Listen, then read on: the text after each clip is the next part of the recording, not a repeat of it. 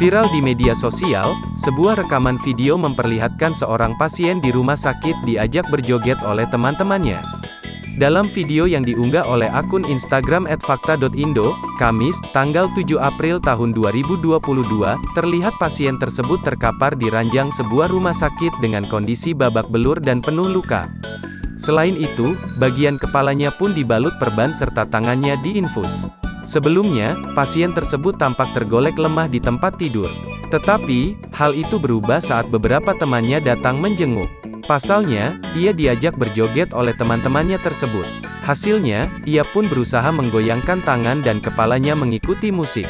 Sontak, unggahan video itu langsung ramai dikomentari warganet. "Mainnya hebat," tulis warganet.